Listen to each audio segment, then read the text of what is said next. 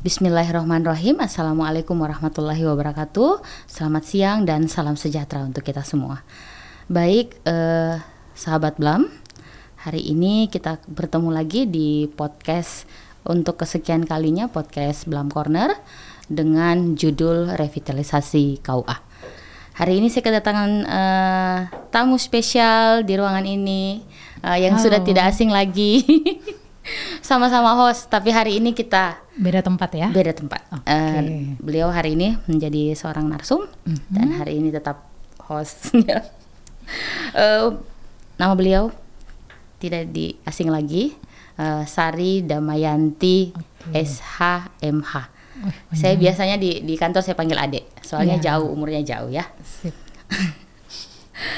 Hari ini kita bicara tentang revitalisasi. Kebetulan karena beliau adalah koordinator dari pengukuran dan evaluasi layanan oleh Kantor Urusan Agama pasca program revitalisasi KUA tahun 2023. Bisa hari ini kita menyapa dulu Sobat Blam yang ada di rumah. Oke, halo Sahabat Blam, Sahabat Blam Corner, dimanapun teman-teman berada. Terima kasih banyak ya karena masih tetap konsisten melihat podcast kami, dan alhamdulillah kalau tahun-tahun kemarin, tahun 2022 mungkin materinya agak berat-berat sedikit. Nah, tahun ini kita awali dengan materi-materi ringan, namun tetap memiliki feedback yang baik gitu, karena hasilnya ini sudah ada dan mungkin teman-teman butuh informasi atau skema-skema pengetahuan, tetap dan cocok lah nonton podcast kita pada hari ini, gitu deh Kak. Ini narasumber dengan hostnya yang mana ya? Iya. Namun sebelumnya kita sama-sama berdoa. Iya. Semoga kita semuanya sehat, panjang umur dan bahagia selalu. Amin. Baik, bisa sedikit menceritakan tentang pengukuran ini? Oke. Pertama-tama terima kasih untuk tim podcast yang memberi saya kesempatan berada di kursi ini. Kalau kemarin-kemarin kayaknya di kursinya Kak Risma. Ternyata sudut pandang ini agak gimana ya? Memang agak dua kamera ini. Iya, dua kamera jadi agak gimana ya? Posisinya enak juga ternyata ya. Namun bebannya agak berat sedikit kalau host dibandingkan host ya Kak ya. Nah, kembali tadi dengan pertanyaannya Kak Risma mengenai pengukuran. Jadi pengukuran evaluasi terkait layanan KUA pasca program revitalisasi KUA ini sebenarnya salah satu program kerja kita yang sangat bagus sekali karena berawal dari program prioritas Kementerian Agama. Jadi Pak Menteri kita itu mencanangkan salah satu program prioritas Kemenak yaitu revitalisasi KUA. Oh gitu. Nah, hal itulah yang oleh Bapak Kepala Balai mengambil sebagai salah satu program di awal tahun yang memiliki feedback sangat bagus sekali karena memang langsung disambut positif ya.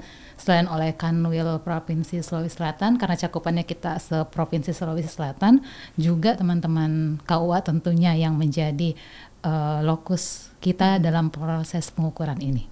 Gitu Kak. Baik, yang menjadi lokus itu berapa tempat ya? Banyak, secara populasi 27 KUA 27 yang KUA. tersebar di 23 kabupaten kota se-Provinsi Sulawesi Selatan. Gitu. Ya. Jadi tim dikasih turun di 27 itu? Iya, benar. Jadi kalau kemarin-kemarin kita sifatnya sampel, tapi khusus untuk revitalisasi ini kita populasi. Jadi seluruh KUA yang telah direvitalisasi, program revitalisasi oleh Dirjen Bimas, nah alhamdulillah kita datangi semua dalam kurun waktu 5 hari. 5 hari, ya. advance 5 hari? Enggak, pengukurannya kan 5 hari. Pengukuran 5 hari? Ya, jadi advance-nya 3 hari? 3 hari. Oh, oke. Tapi yang kita hitungkan yang pengukurannya ya Kak ya. Jadi pada saat 5 hari pengukuran itu langsung 27 KUA. Jadi pada tanggal 6 sampai 11 Februari di seluruh KUA sebanyak 27 itu ada tim Litbang yang sedang melakukan pengukuran seperti itu. Oh, oke. Terus tahapan kegiatan dari pengukuran ini sudah sampai tahap apa ini sekarang? Wah, alhamdulillah kita sudah sampai udah tinggal 2 lagi. Oh, tinggal 2. Sosialisasi dan finishing policy paper sebagai output dari kegiatan ini. Yang pertama kegiatannya apa itu? Kemarin kan kita sempat rapat persiapan ya. Oke. Nah, rapat persiapan ini sebenarnya gunanya untuk menghadirkan seluruh stakeholder terkait KUA.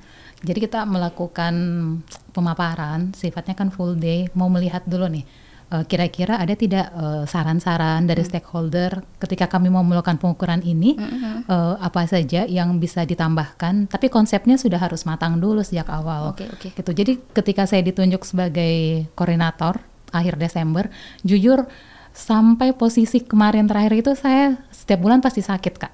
Gitu. Mungkin bukan terbebani ya, karena mungkin saya sifatnya orang yang perfeksionis juga. Jadi real semua itu harus matang. Rasa saya rasa ya.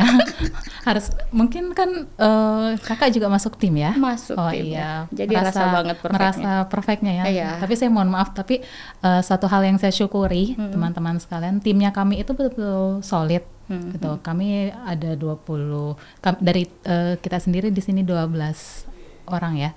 Nah, gitu kita betul-betul, dan memang sejak awal saya push dalam artian kita harus sesuai timeline karena memang sejak awal memang waktunya itu sangat mepet sekali. Betul gitu. Dan alhamdulillah Bapak Kepala Balai merespon positif hasil kerja tim kita, dan alhamdulillah mudah-mudahan policy papernya ini lagi sementara saya susun, mudah-mudahan hasilnya juga seperti yang telah dilakukan oleh teman-teman. Amin. Ini hasil kerja keras 5 hari ya. Turun lapangan. Benar. Nah, kalau saya boleh tanya juga ya. Aduh, takut saya ini tanya apa? Ke Bu Risma. Kemarin sempat turun juga. Turun lah. Pasti ada ini kan, hal-hal yang menarik ketika ke KUA itu. Hal-hal yang menarik ya. Yang pertama disambut baik ya. Namanya saja kita ke daerah. Terus yang menjadi yang menjadi dasar semua orang itu kalau Kementerian Agama sambutannya pasti selalu baik. Apalagi kita kan orang-orang dalam. Tetapi pasca di hari kedua, saya serasa mereka tuh lihat saya apa ya, tim inspektorat. Gitu. Jadi lead bank tapi membawa pakaiannya itu inspektorat ya. Gimana tidak ya, linknya ya padat isinya. Betul. Terus harus dengan bukti-bukti. Tetapi rinci banget. Tapi ya ada juga sebagian KUA yang mencapai standar kan, yang kita lihat kan. Terus ada KUA kan yang berapa kategori ya? Kategorinya ada 3 ya. Jadi dari range rendah, sedang dan tinggi. Kategorisasi ini sebenarnya kita kan punya poin instrumen ya. Kalau kami lakukan pengukuran itu menggunakan instrumen, poin pertanyaan maupun pernyataan ada 154 poin. Nah, itu real berasal dari 3 item. Pertama juknis yang dikeluarkan oleh Kanwil Provinsi Sulawesi Selatan terkait revitalisasi KUA. Yang kedua saya kaji dari materi Dirjen Bimas yang bertanggung jawab, dan yang ketiga itu dari kegiatan-kegiatan kita gitu, dari feedback gitu, dari stakeholder, dari diskusi sesama tim. Nah, itulah jadilah instrumen tersebut. Gitu ya. Jadi dari penggunaan atau pelaksanaan pengukuran melalui instrumen itu yang dilakukan oleh tim, nah dikategorisasi menjadi 3 item. Nah, pencapaiannya ini sebenarnya kita mengukur seberapa besar tingkat pencapaian KUA yang telah direvitalisasi khusus untuk kelembagaannya ya. Bagaimana kekuatan KUA ini, penerimaan KUA dalam merespon revitalisasi ini, kayak gitu. Jadi dikategorisasilah untuk KUA yang memang belum secara full terhadap penggunaan instrumen ini masuk ke kategori rendah ketika dia berada di poin 86 ke bawah. Gitu. Yang ketika dia berada di 120 item ke atas, nah dia pengasumsiannya ini telah mencapai item tinggi karena indikator-indikatornya itu telah ada di KUA tersebut, Kak. Gitu ya.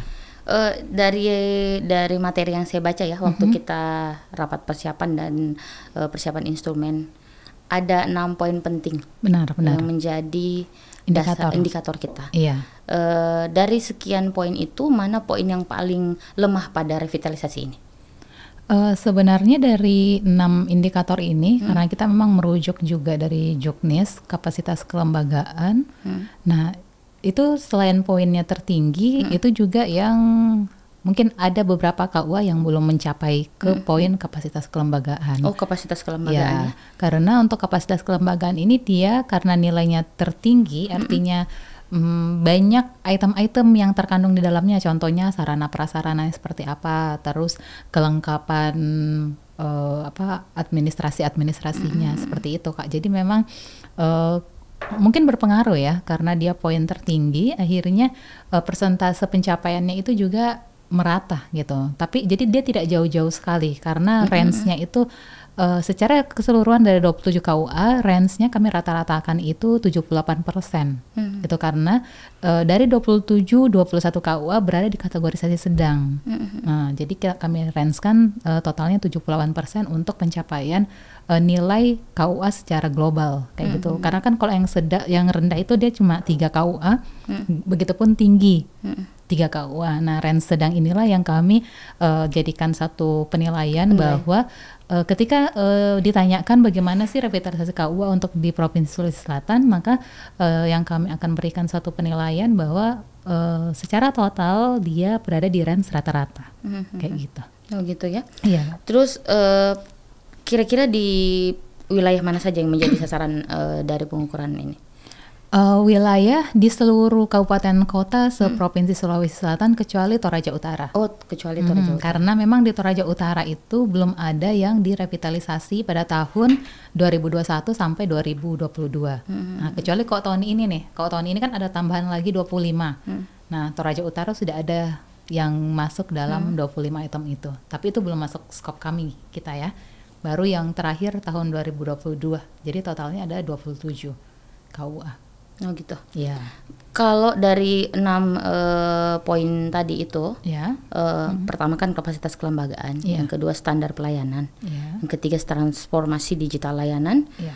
keempat peningkatan kualitas SDM, 5 penguatan regulasi, dan 6 penguatan dan integritas data. Ya. Dari semua itu mana yang paling Susah. lemah di revitalisasi ini? Mungkin item yang terakhir ya. Oh gitu. Integritas data. Oh gitu. Gitu. Karena ini ada kaitan dengan transformasi digital. Kalau transformasi digital kan 27 KUA ini hampir sudah melek digital, alhamdulillah.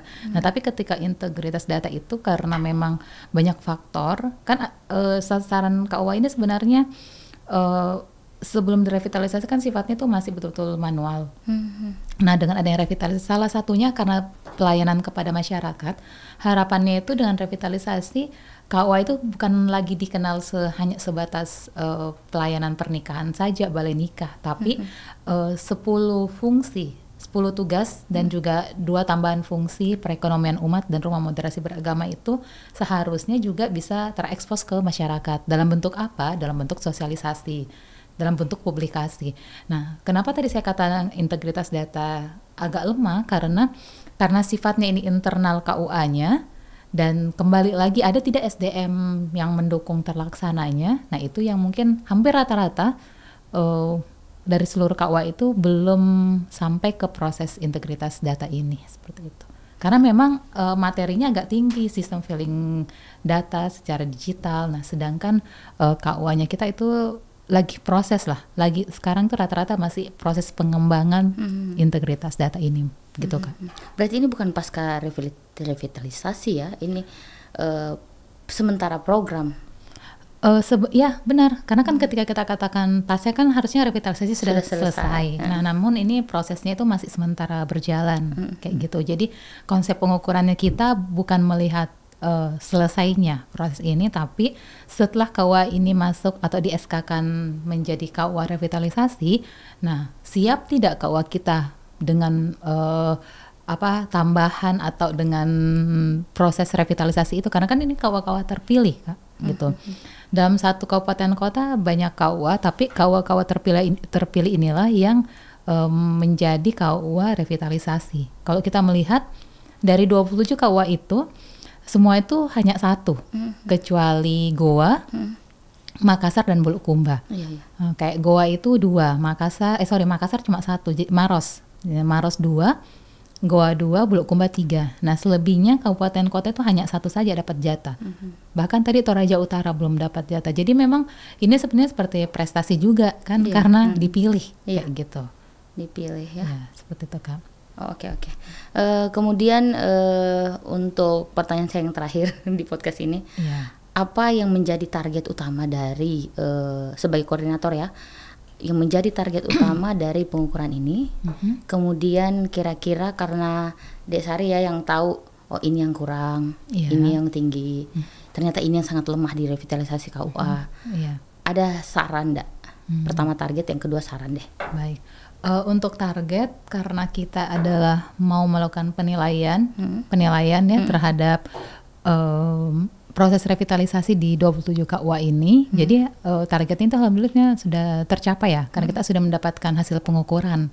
Gitu. Kita sudah memperoleh hasilnya dan telah kita paparkan di depan stakeholder khususnya Kanwil. Bahkan kami telah melakukan triangulasi di 2 kabupaten kota untuk melakukan penelaan lagi, pencarian data lebih maksimal seperti itu.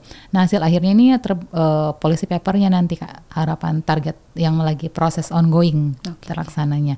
Nah, untuk saran sebenarnya memang konsep revitalisasi ini sangat bagus sekali kayak gitu, karena memang yang dulu KUA yang sifatnya masih betul-betul manual, yang belum ada menyentuh pelayanan sesuai standar. Nah, revitalisasi ini peningkatan pelayanan lah lebih ke situ. Jadi memang harus didukung. Nah, jadi KUA harapannya seluruh KUA sebenarnya kayak gitu. Jadi yang tidak perlu yang belum direvitalisasi sudah harus melakukan proses peningkatan pelayanan ini. Jadi jangan menunggu revitalisasi dulu sebetulnya kayak gitu. Nah, kan sebenarnya memang sebelum di Litbang Kak Risma juga sempat di bagian KUA ya. Sempat di KUA 3 tahun ya. Yang lagi viral sekarang itu yang di berita ada orang KKN Alauddin ya, anak-anak KKN yang kecelakaan itu, yang itu 2 meninggal itu di KUA Sendana. Saya pernah di situ 3 tahun. Oh, Sendana berarti di Majene ya? Iya, Majene 3 tahun. Oh, gitu.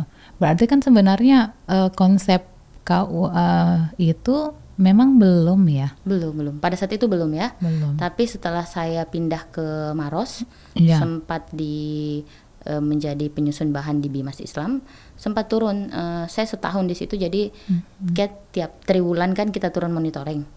Alhamdulillahnya kalau di Maros sih saya turun monitoring 3 kali, sempat itu hari sebelum pindah ke Litbang.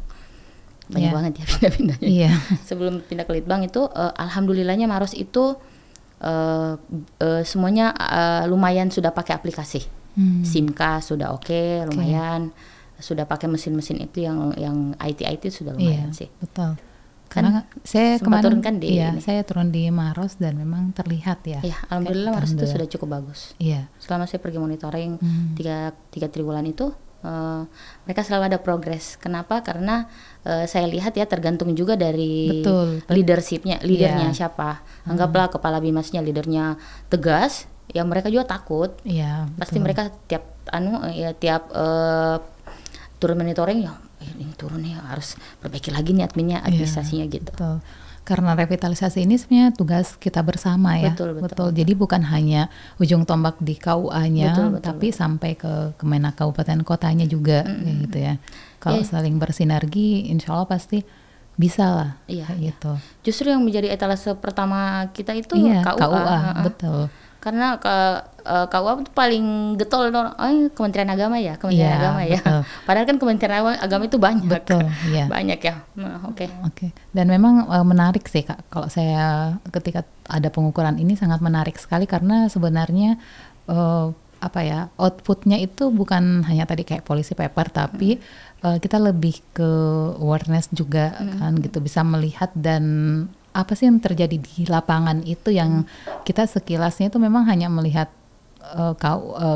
Kementerian Agama dalam seperti kayak kita gitu kan, ternyata ada di bawah yang masyarakat itu yang mereka tahu itu hanya memang KUA itu bukan yang di atasnya kan. Jadi harapan proses pelayanan setelah proses revitalisasi ini terus menerus kayak gitu. Oke. Saya semangat sekali kalau bahas tentang KUA ya, kayaknya kita bahas sehari juga nggak cukup. Iya, betul. Kenapa? Karena KUA memang ujung tombak dari Kementerian Agama. Karena dia turun langsung ke lapangan, menyentuh langsung masyarakat luas. Betul. Dan harus jadi perhatian kita bersama tentunya. Oke. Aduh, menarik sekali pembahasan kita hari ini. akan ada lagi pembahasan lain, tentu saja siapa tahu siapa yang jadi host, siapa yang jadi narasumber. Siap.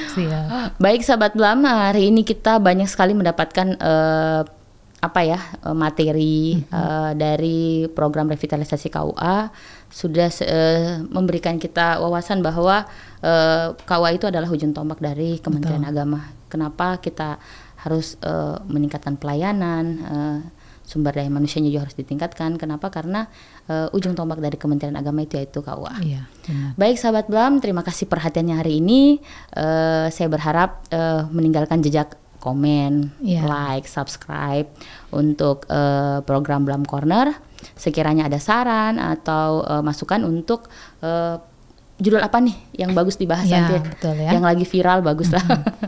Oke, semoga kita semuanya sehat, panjang umur dan bahagia selalu. Kita juga ada program lainnya di medsos, itu ada di Facebook, kemudian ada di Instagram, Twitter, TikTok, YouTube juga ada. Lengkap lah ya. Lengkap. Betul banget. Baik, terima kasih sahabat Blam atas perhatiannya. Saya ucapkan billahi taufiq wal hidayah. Wassalamualaikum warahmatullahi wabarakatuh. Selamat siang dan salam sejahtera untuk kita semua. Waalaikumsalam warahmatullahi wabarakatuh.